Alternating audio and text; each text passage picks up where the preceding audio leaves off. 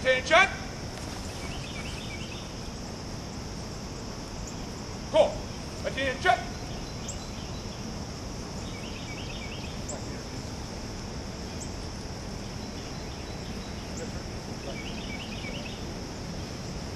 What you see before you is the Lewis and Clark Core Discovery.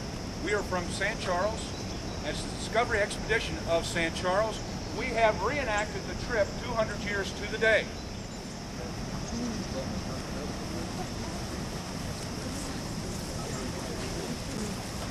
Just a big air pump. Blows air into the fire. That's what makes it hotter. Okay, what'd you use for Down inside there where it's red, that's about 2,000. That's where I get the metal hot. One question.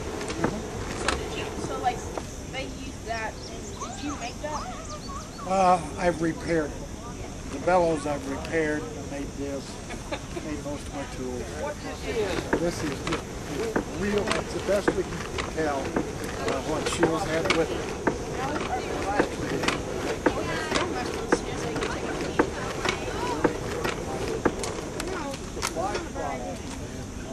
While any foreign people coming into their area, they were going to kill them.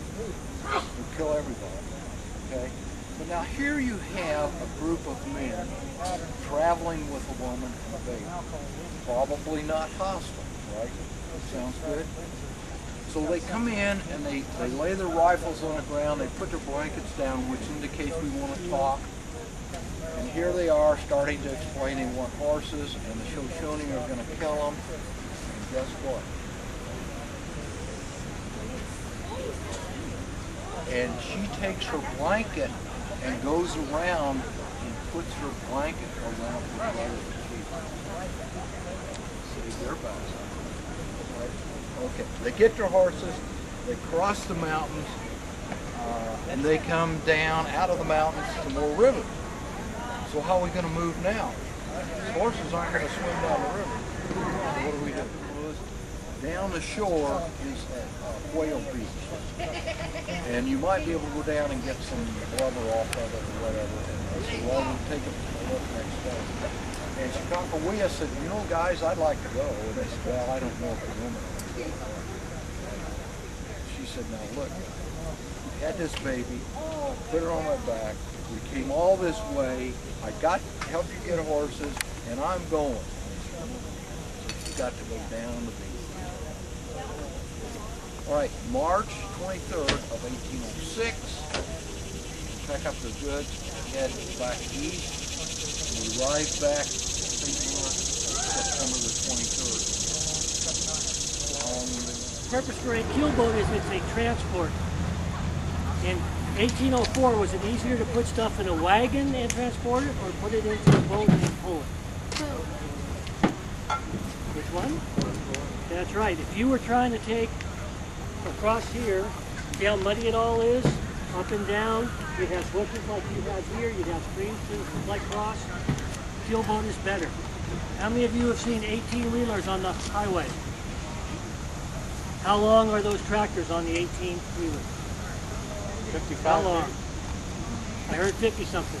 55, 52? 53 feet. Keelboat's 55 feet. So this keelboat was approximately the same as the trailer on an 18-wheeler. Holds about the same amount of gear for the same purpose. This boat is strictly there to put gear in to be hauled. Do the men get in this and ride in it? No. If they're in it, they're doing like they are here. They're poling, they're rowing, or they're sailing. Most often they had a rope in front, and you're in front, or delling it, or pulling it. When you're going up the river, you would pull it. You have 10 to 12 miles per day, which compared to how much gear you could take. If you had wagons, you take the same amount of gear with this 55-foot keelboat. I went down to Ohio in '03, and somebody asked me how much did a private make in the Army. Well, I had no idea. I had to go dig it out. And I found out that privates made $5 a month. Sergeants made $7. But they got a new union. Oh, out of the use them to keep out mosquitoes? That's right. It's a mosquito bear. okay? And Lewis sometimes, even when he worked, he had to be under the mosquito barrier because the mosquitoes were so thick. He was said when he was riding, if he didn't have the mosquito barrier, the netting over the top of him, every time that you breathed, they were so thick you'd breathe in mosquitoes. But didn't they also spread diseases to mosquitoes? Well, they did, and well, that's a very good point because there was one book that was just recently finished that indicated that Lewis and most of 90% of the population, especially that lived down in these bottom areas around the river, had malaria. And that was why they took the bitters. You hear about drinking the bitters as far as like you read the book. The bitters had quinine in it. And quinine helped, you know, bark from the... Here's something. This is called a housewife. You know why it's called a housewife? Because you open it up and you've got all your repair kit for your clothes. Okay, it's got needle, it's got thread in here, it's got maybe some patches, some patchwork, all kinds of things. Okay, and so being out on the frontier, even though the guys were, you know, men and maybe the clothes wore out, but they still had to sew up their clothes until they totally wore out.